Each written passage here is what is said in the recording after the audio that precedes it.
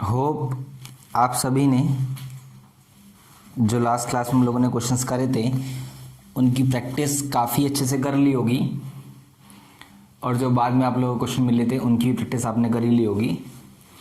तो आज उन सभी के आगे बढ़ते हैं।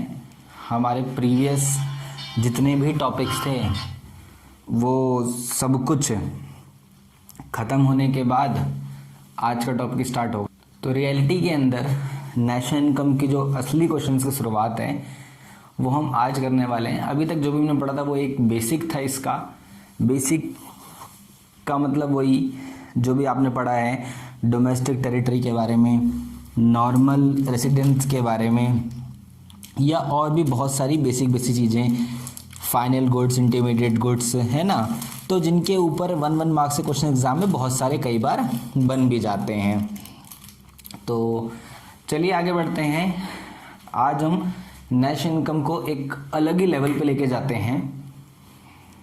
तो सबसे पहले आपको दिख ही रहा होगा आपकी स्क्रीन पे मेजरमेंट ऑफ नेशनल इनकम, कि भाई नेशनल इनकम को हम कैसे मेज़र करते हैं। उससे पहले एक डेफिनेशन लिख रखी नेशनल इनकम की कि नेशनल इनकम होता क्या है। It's refers to the factor income earn by normal residents of a country in a year. एक साल के अंदर हमारी कंट्री के लोगों के द्वारा जो भी फैक्टर इनकम कमाई गई, फैक्टर इनकम हो जो मेहनत करके पैसा कमाया गया है, एक साल के अंदर जितना ही पैसा हमारी कंट्री ने कमा रखा है उन सब के टोटल को हम लोग नेशनल इनकम कहते हैं। अब नेशनल इनकम कैसे निकलती है ये भी बात आपको पता ही है कि जो भी हमारी डोमेस्टिक इनकम है, अगर आप बॉक्स को देखो उसमें लिखा है जो भी हमारी डोमेस्टिक इनकम है उसमें आप प्लस कर दो क्या, एनएफआई। एनएफआई है क्या, net income receive from abroad, जो हमारा होता है एनएफआई है कि यानी कि जो हमको बाहर से पैसा मिले, डोमेस्टिक इनकम हमारे घर का पैसा प्लस हमारे बाहर का पैसा जो कि हमारा एनएफआई है, net factor income from abroad. उन दोनों को आप जोड़ दो तो नेशनल इनकम निकल के आ जाएगी। बॉक्स में लिखा भी है नेशनल वो domestic income plus NFI is equal to national income. और डोमेस्टिक इनकम का ध्यान रखना है, कई बार एग्जाम में क्वेश्चन डोमेस्टिक इनकम आया है। डोमेस्टिक इनकम का मतलब एनडीपी एट एफसी है, ठीक उसी के नीचे लिखा हुआ है। डोमेस्टिक इनकम क्या होती है हमारी, एनडीपी एट एफसी होती है। कोई पूछेगा भाई डोमेस्टिक इनकम क्या है तो आप सीधा सा बोलोगे भाई एनडीपी एट एफसी। क्वेश्चन ने बोल दिया कि फाइंड डोमेस्टिक इनकम तो आप समझ जाना है कि एनडीपी एट एफसी निकालनी है आपको। प्लस का एनएफआई आपको पता ही है, net factor income from abroad होता है। और इजिकल टू में लिखा है नेशनल इनकम। तो नेशनल इनकम तो बहुत सारी होती हैं। कल भी हम लोगों ने पढ़ा था क्लासेस के अंदर GDP at MP, GNP at MP, NNP at FC, बहुत सारी जो होती हैं ये सारी नेशनल इनकम ही होती हैं। बट जो रियल वाली नेशनल इनकम है, जो असली नेशनल इनकम होती है हमारी, वो होती है एनएनपी एट एफसी, जो कि आपको नेशनल इनकम के नीचे ही देखने को मिल जाएगा। क्लियर है आपको। तो डोमेस्टिक इनकम बोलेगा तो NDP at FC, national income बोलेगा तो एनएनपी एट एफसी। ध्यान रखिएगा, net national product at factor cost ही हमारी असली वाली नेशनल इनकम होती है। अगर क्वेश्चन ने बोला है फाइंड नेशनल इनकम तो आप समझ जाना है कि आपको एनएनपी एट एफसी ही निकालना है। क्लियर है यहां तक। आगे बढ़ते हैं कि इंडिया के अंदर नेशनल इनकम को कौन कैलकुलेट करता है। मैं, आप, देश में ऐसा कौन सी ऑर्गेनाइजेशन है कि एक आदमी का काम तो है नहीं इसे कैलकुलेट करना, तो कौन हमारी नेशनल इनकम कैलकुलेट करता है तो मैं बताऊंगा आपको। लिखा भी आपके सामने कि in India CSO, in India CSO, CSO की फुल फॉर्म भी लिखी हुई है ब्रैकेट में, central statical organisation. Central statical organisation है जो कि हमारी इंडिया के अंदर एस्टिमेट करती है नेशनल इनकम कि भाई इंडिया की नेशनल इनकम है कितनी, या कौन निकालता है तो आप समझ जाना कि भाई इंडिया की नेशनल इनकम कौन निकालता है, सीएसओ निकाल। इसकी फुल फॉर्म क्या है, सेंट्रल स्टैटिकल ऑर्गेनाइजेशन। अब नेशनल इनकम निकालने के वैसे तो अगर कहा जाए प्रीवियस कुछ सालों पहले हमारी बुक में बहुत सारे मेथड्स थे, लगभग 11-12 मेथड कहे जाते थे, लेकिन अब ये केवल 3 मेथड है हमारे पास नेशनल इनकम निकालने के। पहला है हमारा वैल्यू एडिड मेथड, दूसरा है हमारा इनकम मेथड, और तीसरा है हमारा एक्सपेंडिचर मेथड। तो हमारे नेशनल इनकम के 3 मेथड होते हैं कैलकुलेट करने के। एक एक करके सेपरेट मेथड को पढ़ने वाले हैं हम लोग, और साथ ही उनका फॉर्मूला ध्यान रखना। अगर फॉर्मूले आपके टिप्स पर हैं तो नेशनल इनकम सबसे आसान है। एग्जाम के अंदर 15 मार्क्स का अकेले चैप्टर है नेशनल इनकम, ये ध्यान रखना बोर्ड्स के अंदर 12th क्लास में। तो पहला हमारा है value added method. Value added method, ये जो मेथड है इसमें क्या होता है, मेन हमारे गुड्स को लेके बात करी जाती है, स्टॉक्स को लेके बात होती है। अगर आप पढ़ो डेफिनेशन तो डेफिनेशन लिखी हुई है, the method is use to measuring national income in different phases of production in circular flow.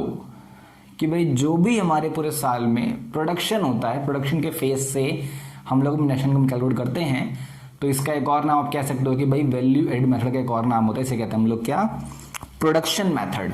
Production method value added method दोनों ही सेम है, तो इस चीज का आप बहुत ज्यादा ध्यान रखना। अगर आप आगे वाली लाइन पढ़ो अपनी, तो क्या लिखा है इस लाइन में, ध्यान से पढ़ना है यहां से। The value which it added is known as gross value added at MP, GVA at MP. ध्यान रखना, अगर आप ग्रॉस वैल्यू एडिड मेथड से क्वेश्चन सॉल्व कर रहे हो तो जो भी चीज आपकी निकल कर आएगी वो होगी क्या, आपकी GVA एट एमपी। क्या होगी वो, GVA एट एमपी। ध्यान रखना इस चीज को कि वैल्यू एडिड मेथड से अगर आप क्वेश्चन सॉल्व कर रहे हो तो वो क्या निकलेगा उससे, GVA एट एमपी, जिसे कहते हैं हम लोग gross value added at market price.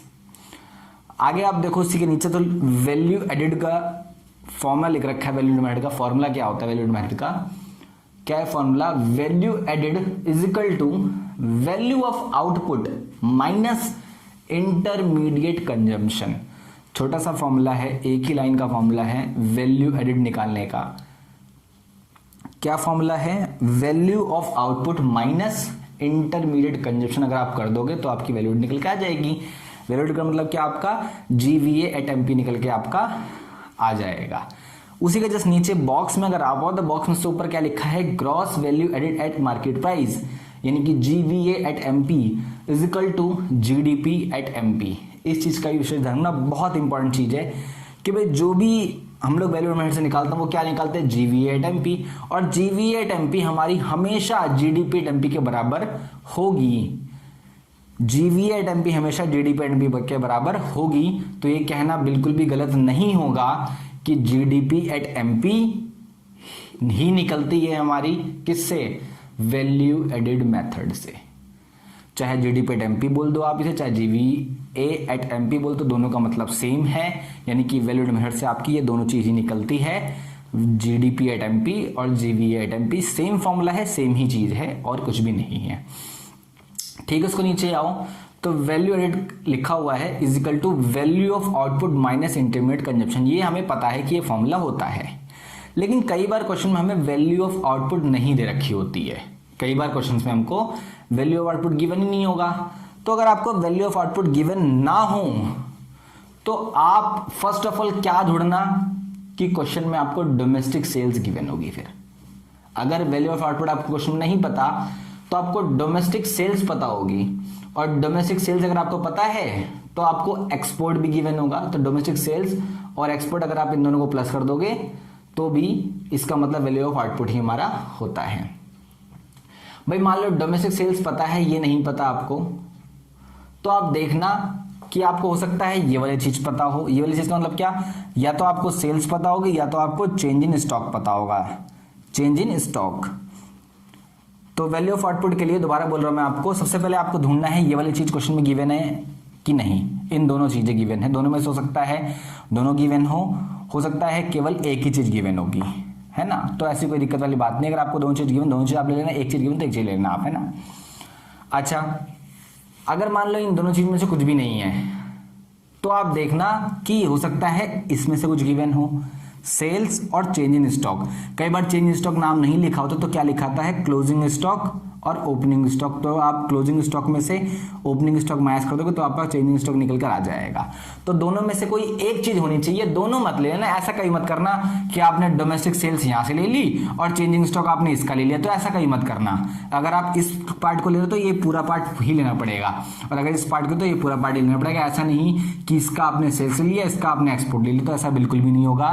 First of all आपका क्या फोकस होना चाहिए कि आपको ढूंढना है वैल्यू ऑफ आउटपुट। ये नहीं मिला तो आपको इस पे आना है डोमेस्टिक सेल्स पे, अगर ये है तो इसको ढूंढना एक्सपोर्ट को, और अगर एक्सपोर्ट नहीं है तो आप इस पे आना सेल्स पे और चेंजिंग स्टॉक पे।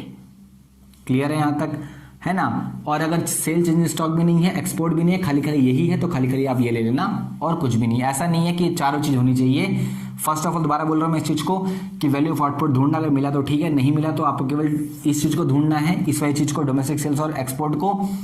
और अगर ये नहीं है तो इस फॉर्मूले पे आना, अदरवाइज फॉर्मूले पे मत आना। इस चीज का विशेष ध्यान रखना कि दोनों में से कोई एक चीज लगेगी, दोनों चीज नहीं लगेगी कभी भी।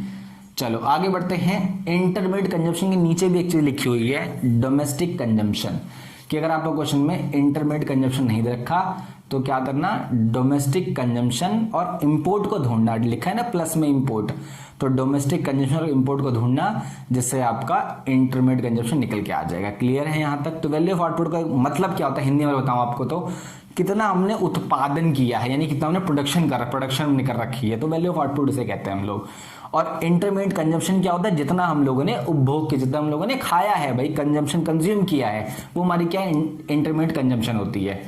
क्लियर है यहां तक। आगे बढ़ेंगे अगले फॉर्मूले के साथ।